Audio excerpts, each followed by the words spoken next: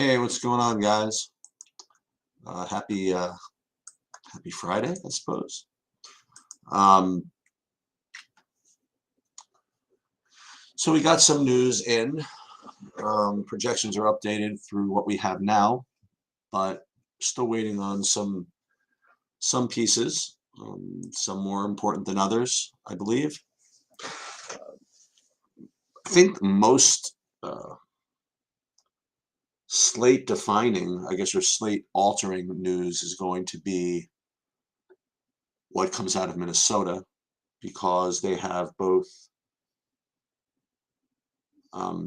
Russell and Gobert as questionable. Hey, what's up, man? Hey, I was just recapping the injury news, just saying that we're waiting for a couple of things. The most slate relevant really is what comes out of Minnesota, because you have both Russell and Gobert questionable, and obviously if both of those guys are out, or if Gobert is out, I mean, then Naz Reid just pops up immediately, and if Russell is out, then I imagine that Noel is going to be a good play, and if both of them are out, then I guess in either case Anthony Edwards becomes a good play, if anybody's out. And the other thing that I guess is what I'm waiting for, if I can get it, is OKC starters, I suppose. Yep. I guess that's somewhat relevant. Well, Klay Thompson is hugely relevant, maybe the most important thing on the slate. Because Klay is still questionable, and if he is out, then I guess whoever starts for him becomes pretty good. No, Jordan Poole, but then Kuminga and Moody are in play. JaMychal Green is probably in play. DiVincenzo will probably look like the best projection play of all of them. So there'll be 5 guys legitimately in play, which makes Joel Embiid as a run back at 0% ownership really interesting. Right. It's a national televised game for Embiid. I've gone over this over and over again. Embiid averages like 1 million fantasy points on nationally televised games. It's not just that. It's that he's got an incredible matchup and no one's going to play him. So it could become that type of a thing where we end up thinking about a Warriors game stack. I'm less on if Klay's out, I'm going to be less on DiVincenzo than the field will. I promise that. A couple of just I just want to go through these games for a minute. So a couple of just kind of bow wows I want to just kind of bring up to you. So Atlanta, Charlotte, nothing has really changed for me as my outlook on that, except to emphasize that even though DeAndre Hunter, as he always does, like projects like pretty well, I think that I don't think you need him.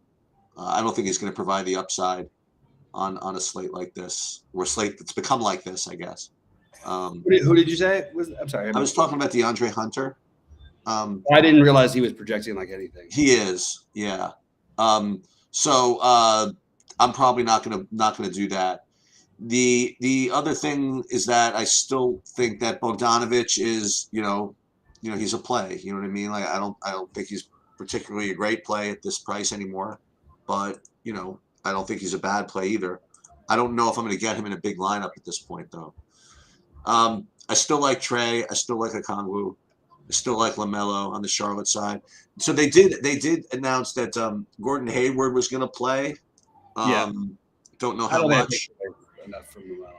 They also announced that P.J. Washington was out, and then Jalen. I keep getting the McDaniels confused, but the one that plays for Charlotte is going to be starting, and I'm wondering how he's going to show up. He looks like a pretty decent play, and I want you to comment on those two things, and one other, just a total freaking dart. I mean, like on a smaller slate, I would, Frank Kaminsky is going back to Charlotte, and there's literally nobody else. And if he gets 15 minutes on another slate, you kind of want him, but I don't think I want him to. Yeah, I have Kaminsky at 30% right now. Okay. I put him in my smaller things because I have a Okongwu in all my big buy-ins basically, but even some of my 88s I'm actually going to throw to Kaminsky. I don't think that it's a matchup where they need to play big, but they don't exactly have like a small ball five either. So I do think Kaminsky and Okongwu should split the majority of the minutes at center, basically all of them. And I think Okongwu obviously is the obvious one. But there is a path where he gets 2 quick fouls and Kaminsky gets going. And, you know, he's got some Olynyk type of stuff in his game. He can get hot and hit couple threes and, you know, a couple nice plays. And next thing you know, he gets a lot of the run going forward in that game. So I don't mind the Kaminsky idea. My cores are still built on the original things we said until I have more news. I really think that like the 8K range, like I think Fox at no ownership, Van Fleet, obviously, you know, LaMelo will have some ownership, Mitchell, all those guys are just such awesome plays. It's hard for me not to want to build that as my sort of core. I do have LeBron in a couple big lineups. And I have Jaylen Noel just sort of hoping, and I can, you know, I was initially going to switch over if Noel was out to, I'm sorry, if Russell plays to, for the Celtics, I was going to switch over to Brogdon, but now we have Smart's not only a go, but Robert Williams is back. So it's a little more crowded over there. But I still like the idea of taking a skeptical shot on Noel. He can get there anyway, and the upside is really high. I also love Jalen Duran to pair with Okongwu at center. Hey, look, we saw Jokic score 80 points and still not be on the winning lineup. Partly because he wasn't played that much, but partly because the minimum cost centers, the whatever at the time, 3,800 and 4,100, so 7,900, they combined for 80 something fantasy points. So I kind of like the idea of building like that as well today. So I'm still waiting on the information. I'm going to play some Kuminga no matter what. I'm going to dabble with some Kevin Love stuff. I'm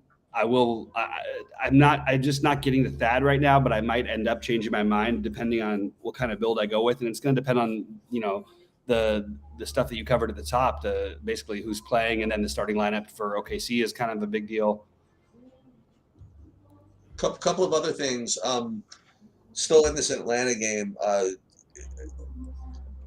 only because we're talking about Kaminsky. I guess it's also possible that that Jalen Johnson can play up there a little bit. Well, anybody can play. I mean, we could just speculate all day long with 19. Well, yeah, but he's played 30 minutes 2 of the last 4 games. That's the only reason I bring him up. Oh no, he's in play for sure. Like in general, DeAndre Hunter wasn't there for his bigger minute game, his highest minute game. Okay. Keep in mind. But they do like him, and I could easily see him playing and be a play. I probably am not going to play him, but I don't think they're going to like try to go small. I think they're going to play their normal lineup. It's Okongwu. It's just what happens when he gets in foul trouble. So you were mentioning about Fox. One of the things that might, you know, not that he really needs it, but might help is that Davion Mitchell was ruled out. So maybe, you know, 34 becomes 36 or so. I don't know. I don't know if that affects anything too much, but I think it's enough of any sort of relevant data to boost a guy who already at 8,100 like 3 weeks ago would have been like 70% owned on this slate. You know what I mean? The other thing again coming out of that game is Kevin Huerter remains questionable. I'm expecting him to play, but I understand it. I think that was more of an injury management, not even injury management, just giving a guy a rest on a back-to-back. I think because then your guy, the Terrence Davis might become. If he's out, then Terrence Davis is okay for sure. Monk would also be in play too, but like I have too many names as it is, so I'll just go through. Like I have the guys who I mentioned as my players, but the guys I'm considering getting heavy on, and I haven't even there's a lot of them. Kaminsky, Gobert, which I actually started to on Kaminsky. Gobert, Edwards, Noel, Embiid, Jokic, Giddey, SGA, Ivy, Thad, Poku, Clay, Moody, Poole, JaMychal Green, and then all of whatever else happens with Golden State. It's just depending on what else happens. You know what I mean? As it stands right now, I kind of like my build. I'm probably going to shift, but if Clay is out too, And even maybe still, we should be shifting more to Jordan Poole and just hope the game stays close. But if we hope it stays close, wouldn't we want Embiid, who's going to crush on the other side? That's a tough game to stay close with both Curry and. But we see it all the time with them. They do it. They do it all the time. Like Lemon and Draymond out. I mean, they do it though. Like, you know what I mean? They still have. It's not like they have like 7 bodies. You know what I mean?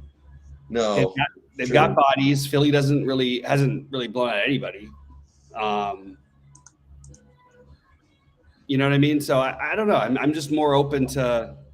But like, I mean, if Clay is out, it could be Ty Jerome starting, which is going to throw a wrinkle into all the projections, and then we're going to have to make some decisions. I still would lean towards guys like Kuminga, Moody, Poole as your core with some JaMychal Green if Clay is out. I still think Clay can play anyway.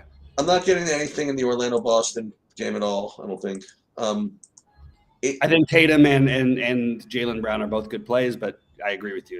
You could play Fultz, you could play. There's a bunch of you coulds. You know what I mean? I'm just not choosing to go that way. In Indiana, Cleveland, I'm not quite getting there either. You still getting some Donovan Mitchell? Love Mitchell. Okay. And I like Garland if you're not playing Mitchell. And I even threw Lamar Stevens into a few lineups just because of the price and the type of game environment. But again, I have a little time to adjust on that one. And I have some Kevin Love. Yeah, tell me we're gonna do that, huh? He's just 3,600. I mean, yeah, got 50 fantasy point upside. It's very rare to get guys. I guess so. I mean, he played 16 minutes. He had 9 rebounds the other day. Like, yeah. Brooklyn, Toronto. I guess if you get to these guys by accident, but do you have these guys as a priority? All of these Toronto guys? I have Van Vliet. One of Van Vliet or Scotty Barnes. Okay, you like them instead of. I mean, Van Vliet in the matchup that he's played the best in historically. He had one really, really bad game this year, but before last year, he's usually killed this team. And he's put up 66 the other day. Without Anunoby, I actually think he's the biggest beneficiary along with Scotty Barnes. I don't think it affects Pascal that much because he's sort of their main guy anyway. And you put Brooklyn as the matchup. I think they're both really interesting, both those two. And I think that if you want to play Boucher and go back to that, I think that's totally fine. I'm just not going to get there today. We talked about Golden State and Philly for the most part. The Knicks. I mean, I think that if you stumble across Jalen Brunson, I think it's not bad. I was getting to a little bit of Zach LaVine here and there on the Chicago side. So if you stumble across him, that's good. I don't know if I'd force him in or anything like that. But when I was building hand building lineups, his price was kind of like fit into what I wanted to do. So sometimes he just kind of made it in there. But I don't think anything's a real priority in that game. This Minnesota OKC game is going to be the thing, though. You know what I mean? Like, yeah. By the way, I just want to throw something out about Bogdanovich. Which one? I'm gonna play. The obvious Bogdanovich. I'm gonna play 75% of him. I don't think this is like a questionable spot. I think his projection should be around 37 or 36, and I don't honestly know why it's not. He had a bad game the other day and only put up 28. So now people think that he's not a great play at 6K. I actually will go ahead and say that I think that he's like. If there's one guy other than Okongwu who I wanted to have in like almost all my lineups, it would be Bogdanovich. By the way, both Bogdanoviches are fine, but Bogdan, I just don't think people are realizing that Atlanta's gotten killed a couple times in a row. And if the games really are close and they're playing well enough, you know what I mean? Like if Trey and him played well enough to win, they go 60-something, 40-something in the last game.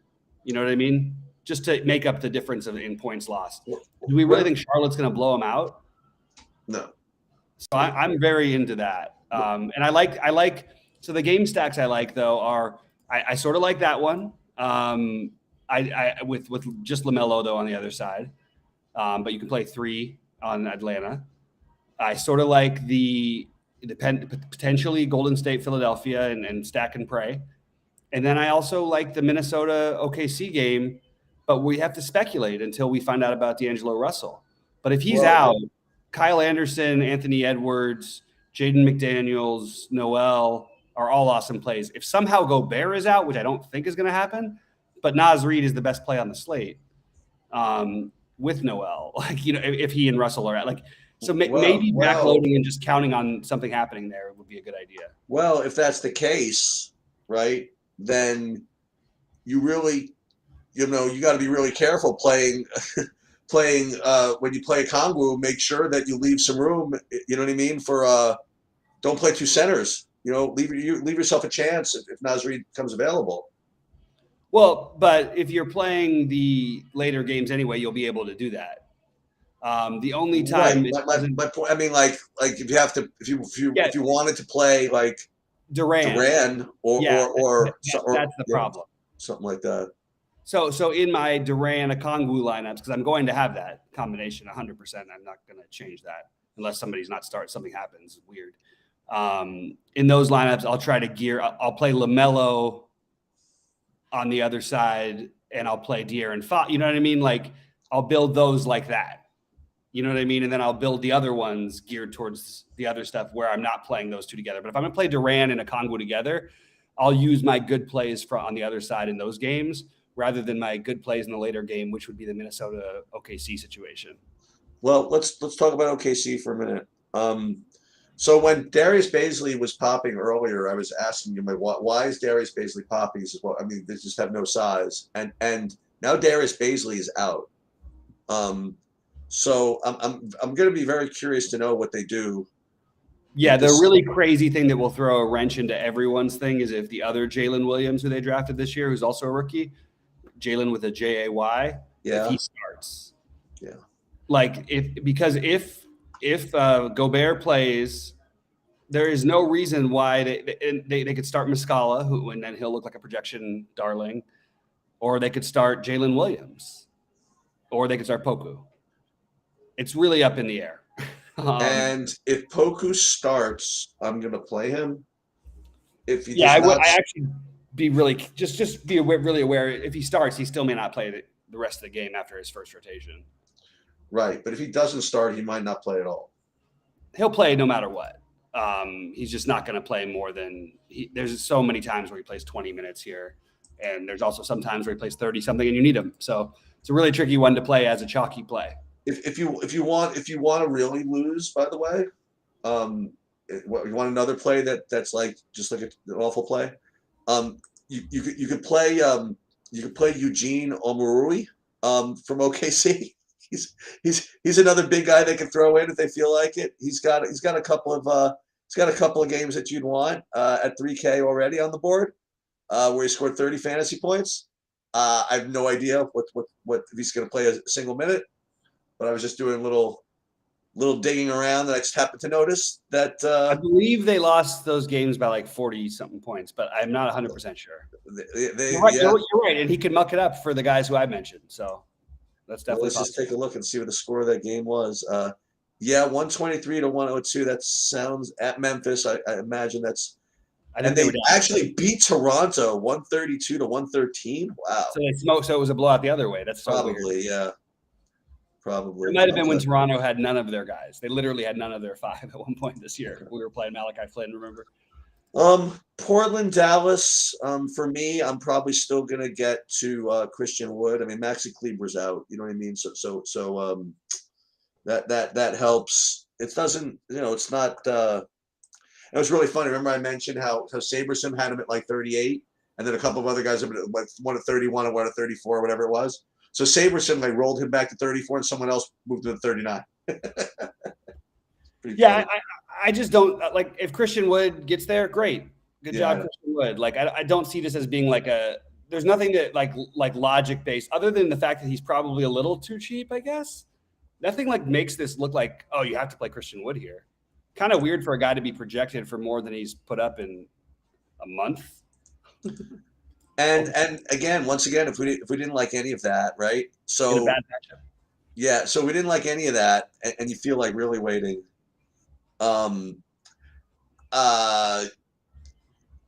this is a good game.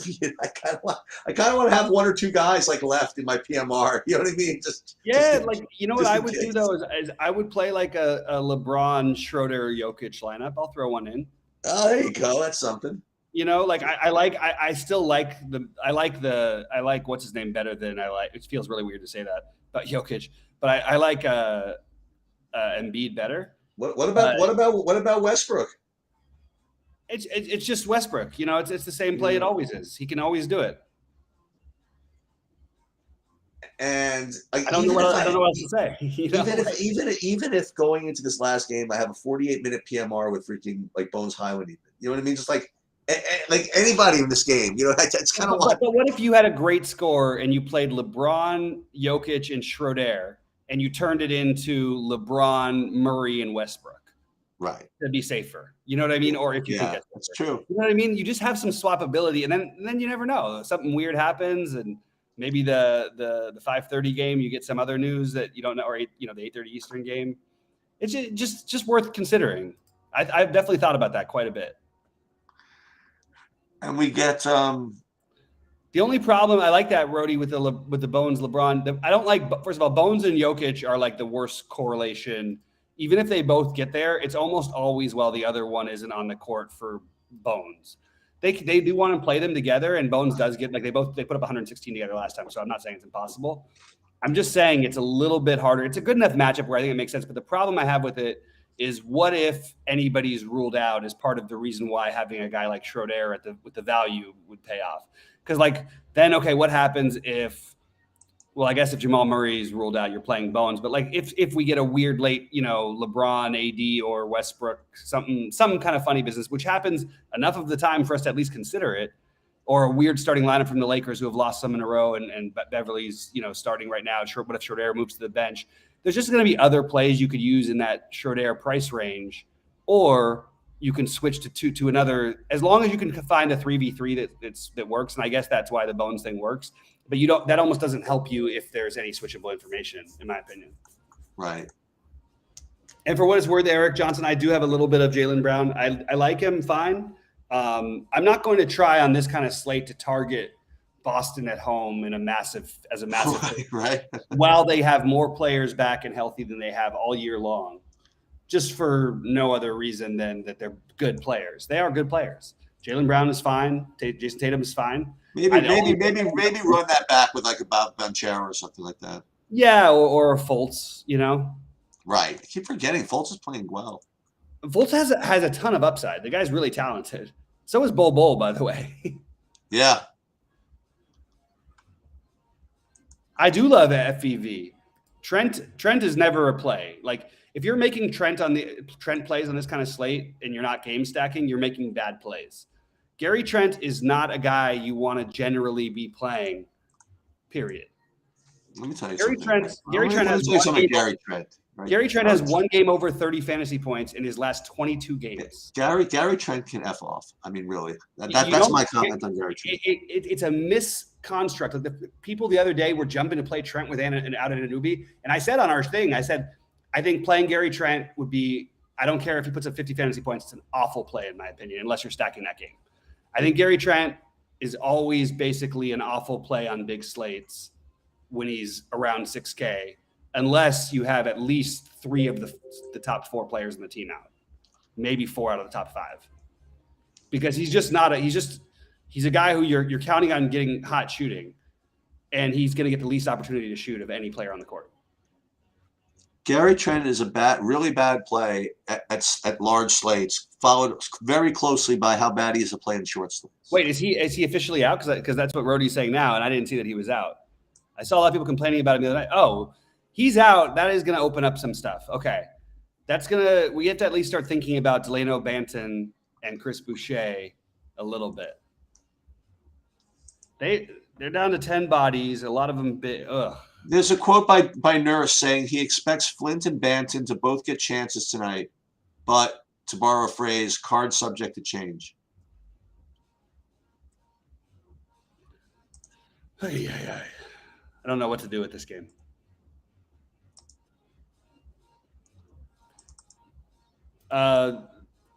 The one thing that comes to mind is for large field tournaments, I'd play Wancho,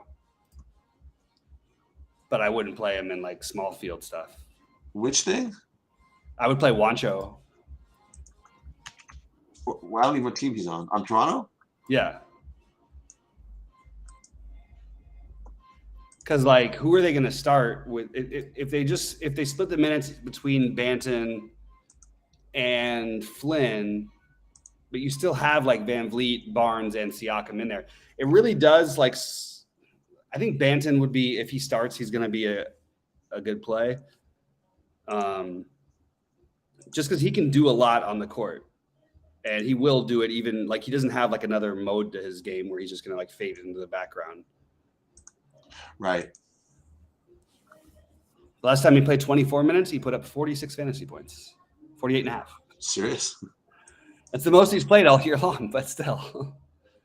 That's just interesting. I'm curious to see what the projections do with that one.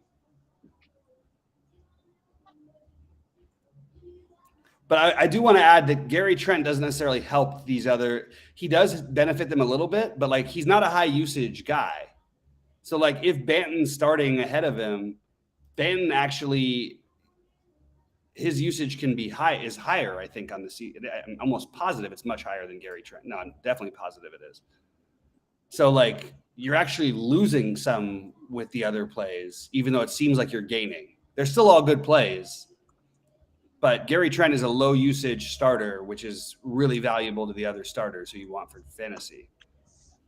Now, if you add Banton, who's a high usage guy, even though he won't be as high usage with this unit, it really does depend on who they start there. Eric, you're not totally screwed if you don't have someone with a late night game. That whole late night thing, Sheets, it would make your brain go crazy because you're a very logical person. But for a while in DFS, like there was like an actual, the narrative was you can't win without playing guys from the late game. There's just no way someone's not going to be able to catch you. And I'm like, doesn't matter when the games are played, man. It's what the final score is. You know Well, this is going to be my one pushback to that. It's not an illogical pushback, but what it is that it might seem that way only because like a lot of the West Coast players are like high scoring players. You know what I mean? It's not. Yeah, but that's not what the point was. The point was. I get it, but you know what? You see Damian Lillard track you down so many times that you start thinking it's because it's playing late, as opposed to the fact that it's just because it's Damian Lillard. No, it makes more sense in basketball, but the weirdest part is you hear it the most in baseball, which is the dumbest sport for you to hear it. That's really interesting. Especially because the West Coast has the worst hitters parks there are. But everybody's like, well, there's always so many late runs because the Dodgers had the best lineup for the last 10 years. You know what I mean? But right. There's no logic in like the logic in basketball is that you delay and you can make pivots. Tonight we have like basically an isolated game, so we can't really make those pivots for the most part, except for within that game if there's some news in that game.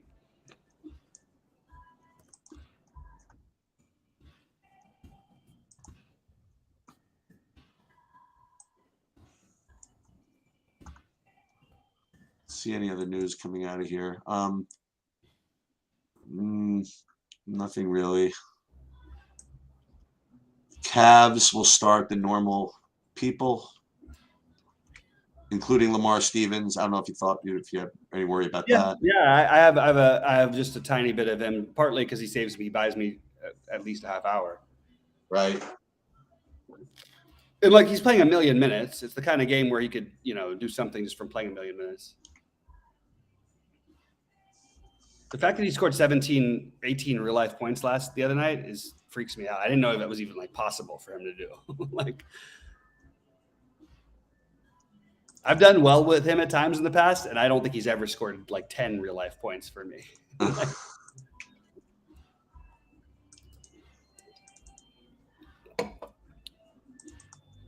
Yeah, John Jenkins asked a question: Fox, Ball, Van Vliet. Can you rank these? And I have them in that order. They're all great players. Factoring in ownership, I have Fox, then Ball, then Van Vliet. But Fox is going to be the lower owned one of the bunch. Yes, he will. And I believe that he has it's weird because like there's a different version of this slate that Fred Van Vliet is 7K from 3 weeks ago, and Ball is his first game back, and Fox is 9,500, and we're deciding whether to play Fox at 9,500. I just don't think his price is true to who the player he is. Like he just happened to be, he's been playing injured for a month, and I was worried that he was still playing injured, but when he plays the back-to-back and he puts up, 50 million fantasy points on the second end of a back-to-back, now I'm in a tough matchup. Yeah. Everybody likes Sabonis, the numbers and stuff. I don't know about that. Get it. I'm just not getting to it personally. Yeah, I don't know about that play. I love him. He's active. It's a great matchup. You know what I mean? But it's like, I guess I kind of was deciding between Fox and him. I guess if he was power forward eligible, what I would say is if I was building one lineup on FanDuel at 8,900, he would automatically be in that lineup. Does that make sense enough? Yeah. He's forward eligible. Because if you're using up a center spot, wouldn't you kind of either want to go with the double spend down, or wouldn't you want to maybe go with taking a shot with either Embiid or Jokic? To me, that's where my head's at. I do think Sabonis is very likely to get over 12.5 rebounds. But by the way, I don't care if he gets 12.5 rebounds. You know why? Jalen Duran will have over 12.5 rebounds. You can lock that one down. What is Jalen Duran's over under on rebounds? If it's anything below 9.5, people don't know what they're doing. He started 4 games. He has 13, 12, 13, and 19. And his minutes and his important minutes in the crunch are just going up and up and up and up.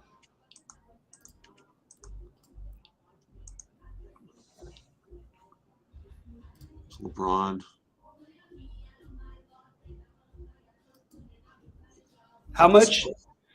What percentage do you think you'll have of Okongwu tonight? I guess 90. Okay, so because you mentioned Kaminsky. I don't think you want to play Kaminsky with him. No, I'm not going to get to Kaminsky. Oh, I think that's but if you're multi-entering, I think that's kind of an interesting play. I'd rather save room for maybe Naz Reid, maybe. Yeah, fair enough. Donovan Mitchell. Those are really cool lineups. We have these multiple AKs. Like you get LaMelo and Donovan Mitchell in the same. You know what I mean? Like these are. Sheets. Eric is pointing something. Hayward is not in play at all with the minute stuff, right? Can you agree with that, Sheets? I agree with that. Gobert is out. Now we're all about to play Reed, and it's too bad because Eric brought up something that I want to point out as a good way of manipulating projections. Like I don't care if he ends up with 0 rebounds. There's no way you could convince me that Jalen Duran's average expected rebounds tonight should be 8. Wait, so Trey, Forrest, Bogdanovich, Hunter, Okongwu are starting? Okay. So it looks as though Okongwu and Reed are going to take 2 spots. They're going to take the utility. Why can't we make him eligible? Why can't we make power forward eligible Naz Reid? Fuck. Yeah. Well, you know what? This is really good news that we're getting it now, though. At least. You're right. It's good news. Good news for me. I mean, you know what I mean? I'm going out, so I don't have to worry about that at least. Would SGA be a really strong play now?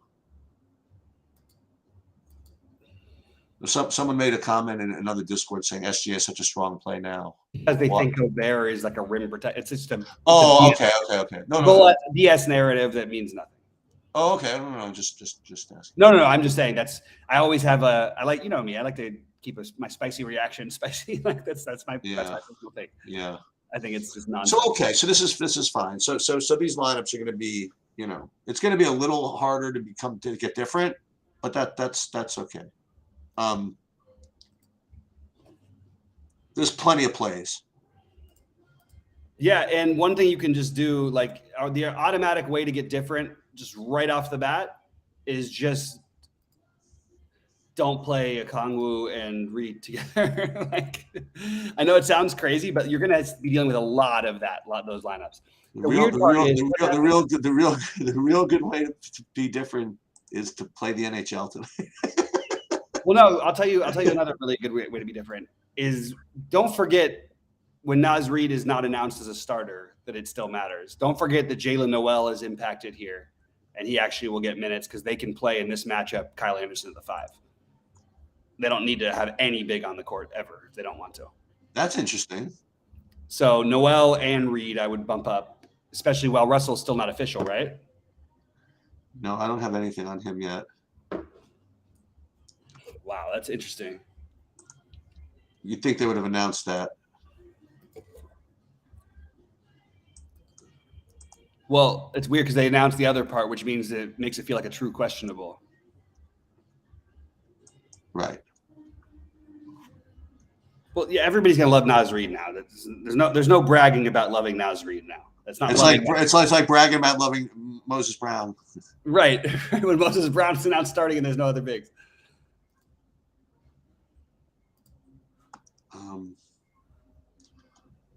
Okay, I'm gonna have to rebuild my lineups here. Let's see what Minnesota would. So now, they're pretty good. I gotta tell you, they're pretty good. Saberson's right in there. I think the projection might be a little low. What do they have, Naz Reid? I didn't even look at it. Like 20. Get out of here. Oh, that's got to be old. No, he'll be like 30 something. Yeah. Yeah, I mean. Yeah, they got him projected in 18 minutes. Yeah, it's not going to work. Okay. I mean, we've seen weird stuff before. Like Okongwu is more safer to get you 30, and Naz Reid is safer to get you 50. He can really go nuts. Like he has that in him. Right. And it's an incredible matchup. But he doesn't need to start. No. And it doesn't matter whether he does or doesn't. I'm still going to play him.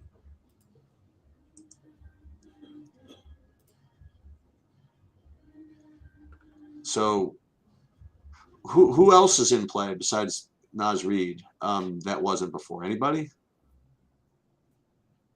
Like Jaden McDaniels? To see? They're all in play. Yeah. Everybody who has a Timberwolves jersey on is totally in play. It's a lot of rebounds you're losing. It's like 15 a game. Somebody else has to get those rebounds.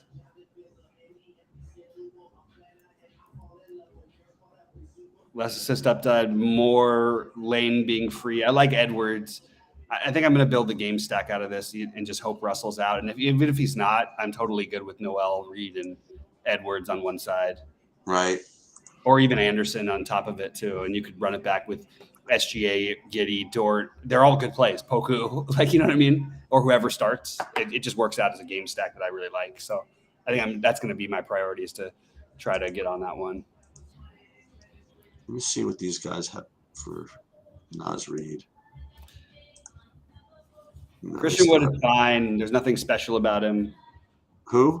Christian Wood, just Eric was asking about him. Yeah, at center now as well. I mean, yeah, I have to rebuild my lineup. I had a lot of Gobert actually, and I have to go rebuild my lineups. He was my other get weird center play. Sheets, are you good? Yeah, no, I'm still screwing around, but yeah, it's fine. Okay, if I'm able to, I'm going to try to jump on quickly tomorrow before the games, but I'm not 100% sure. Can I ask you a question? What time is are the games?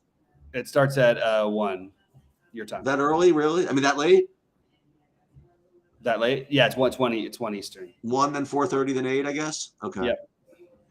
Yeah, I can get on there at like 12. Yeah, I'm not making a promise, but I'm going to try. I can get on there at 12. Someone will be. I'll get there by 12. I have something I got to do from 11. If I'm not there at 12, I'll be there at 12:30 or something. Yeah, that's fine. Just so you know, what I'm living up to my. I think I'm forcing in some Cleveland tomorrow. Just so everybody knows. I like it. I'm forcing in the other side, Baltimore. So yeah, same difference. Yep. Which means I'm going to be forcing in some Cleveland. All right. Well, good luck, Sheets. Good luck tonight, everybody. I'm going to get out of here. I'll leave this on. Yeah, just leave it on. I'll turn it off when I leave. Right. I'll close the door on the way out. All right. Sounds good, guys. Good luck, everybody. So I'm still not getting the type of projection I'm expecting out of Naz Reid. I'm still getting only 20 fantasy points out of him, which is not exactly what I was expecting. I want to get a couple of models in here to really pop him before I really commit to this. What I'm gonna do is in about 5 minutes, I'm gonna update all the projections again one more time. The only thing that we're gonna have left, I think, is the OKC starters and the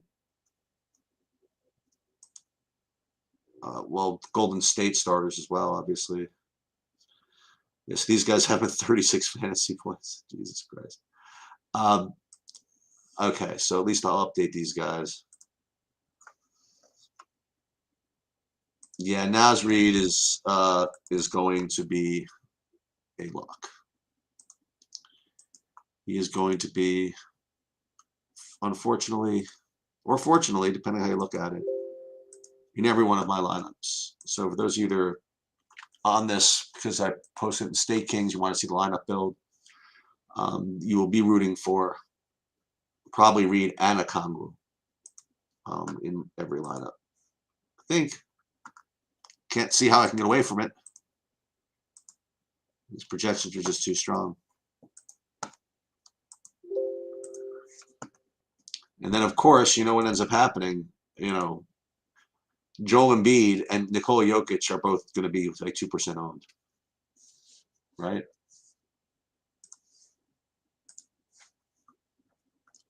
Because they're center only, and Reid and Okongwu are center only as well.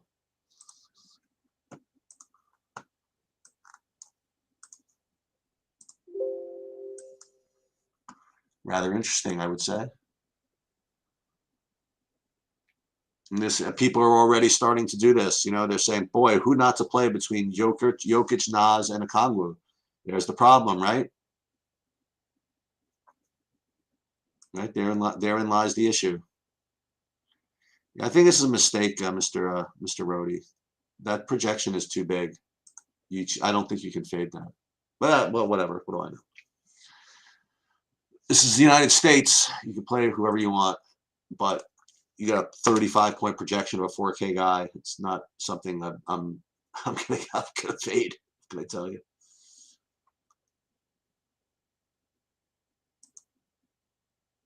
And yeah, they updated theirs, so let's update this one as well. I mean, I would fade Okongwu before I would fade Reid.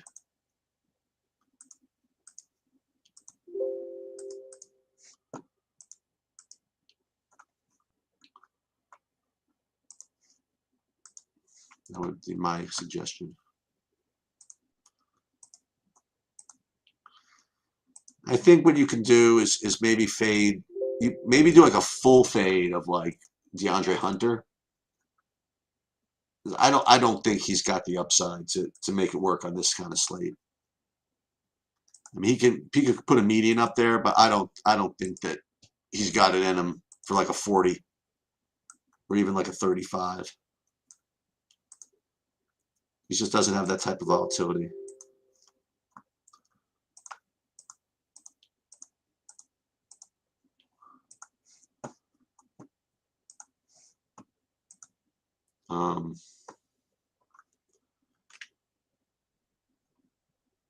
Who else do we have here?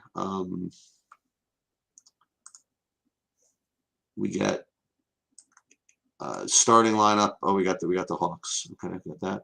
Gobert is out. Russell is game time decision.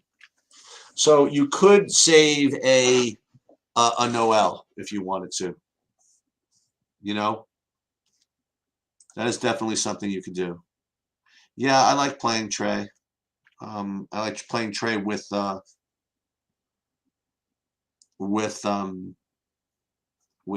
in the same lineup.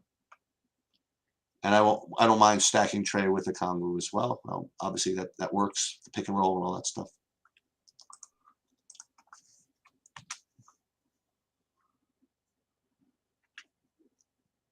Let's see what's going on here with this.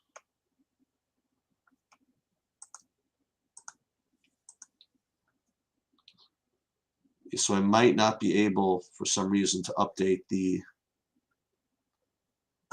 Reid thing in time. So you're just going to have to trust me that it's a good projection. Hopefully this is why you have to come to the live stuff. 23 fantasy points. No, that's not correct. But I could just give him 35. I'll do this manually. How about that?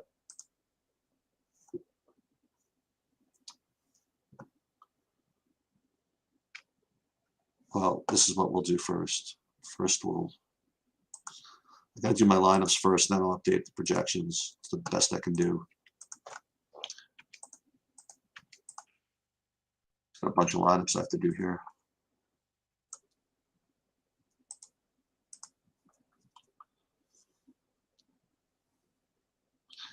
I'll probably have to go in about 5 minutes.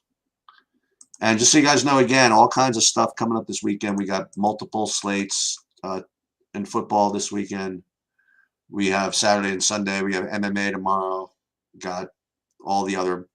It's a full DGen Saturday and a full DGen weekend. You got soccer if you want to partake in that as well.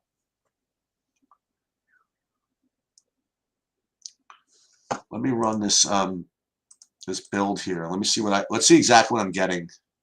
And I'll let you guys know for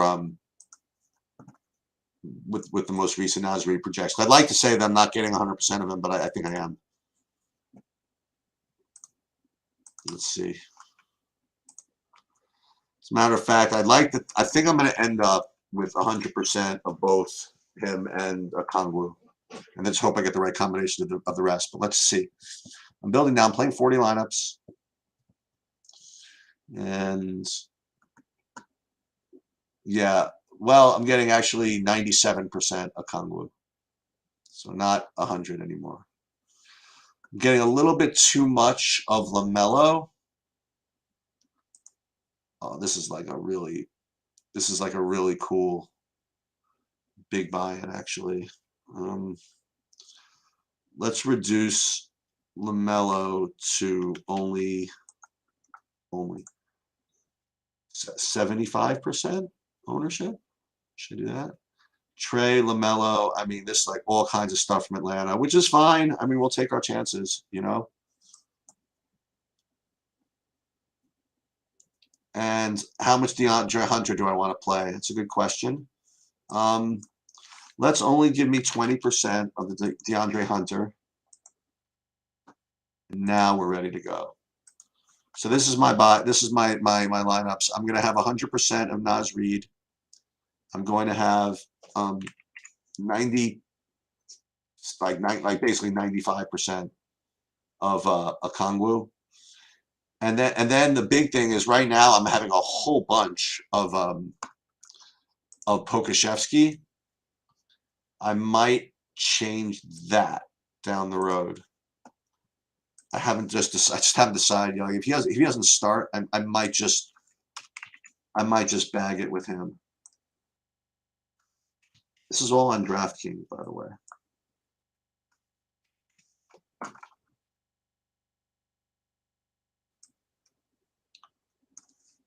Yeah, that is all on DraftKings. I'll let you know I'm doing with FanDuel in a second. Yeah, this Poku could be the risky death of me here, but if that works, we're heroes. Okay, that looks good. Now let's do FanDuel. Before I do that, let me just check the Discord for anything. No, I have nothing. Let me check the questions for anything. Where are you? Erica's question. Luke only 9% on DK. I mean, what do you want? I mean, you can't. That price is just, you know, it's tough. Okay, let's do FanDuel. I wonder if I'm gonna have a full dose of these guys on FanDuel as well.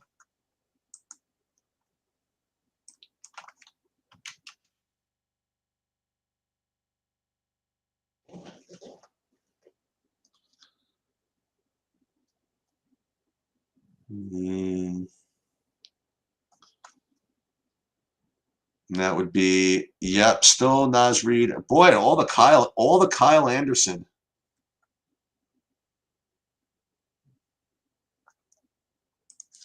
All right, so just for fun, we'll get a little less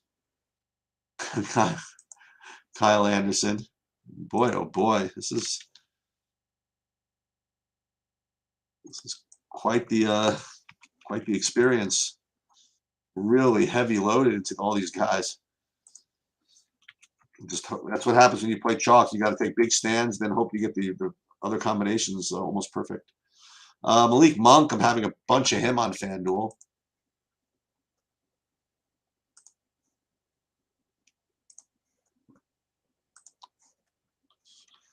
And I am getting the Sabonis on FanDuel. The other thing, just so you guys know, I played on Yahoo tonight, just to do it. It's only 5K for first, but I wanted to start playing a little more over there.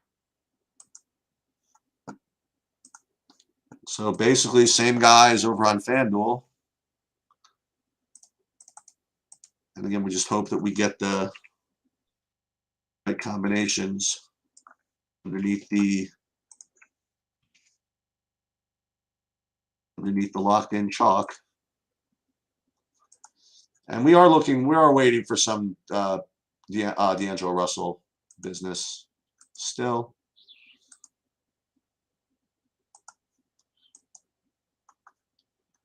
Before I build Yahoo, I'm going to go once again check Discord. Nothing. Check questions.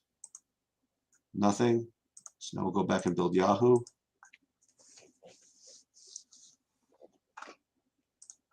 Upload. Yahoo. Ignore all. And I presume it's the same dudes. I mean, there's not a real big price discrepancy between Yahoo, DraftKings, and FanDuel today.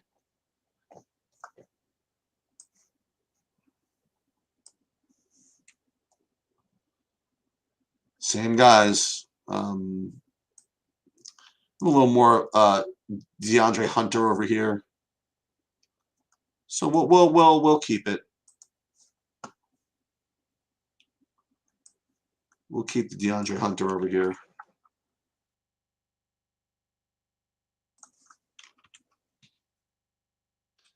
If I have time, I'll go and do one more projection update. It's just the one model that I have to update here. So basically, same types of exposures on Yahoo.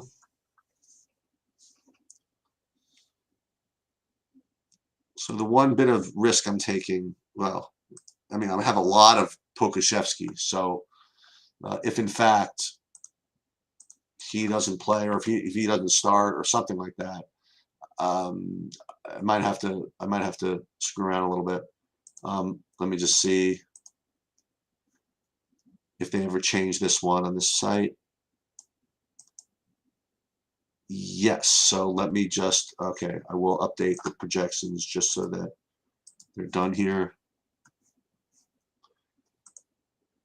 Boom. DK1. FanDuel 1. And then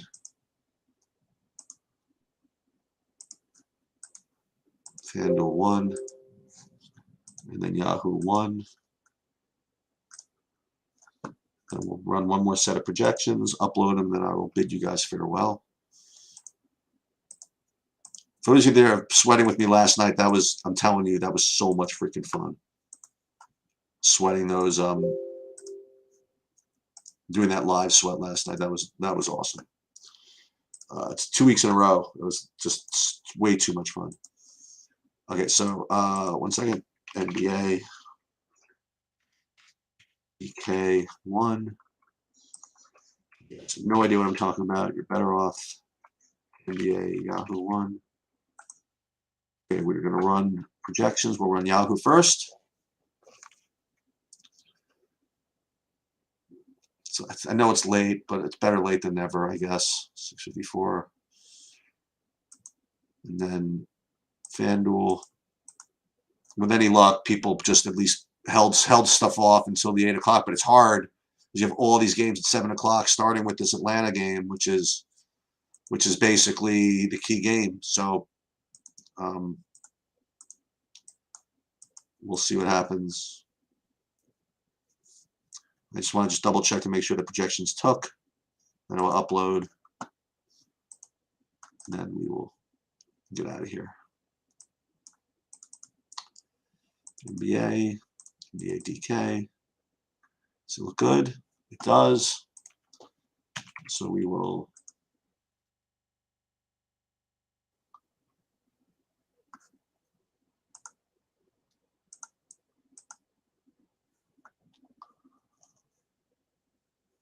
boom.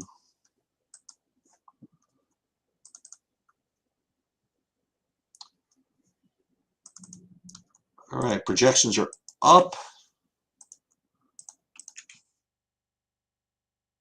Post this in Discord. Good luck, everybody. Bogdan starting. Not good. Okay.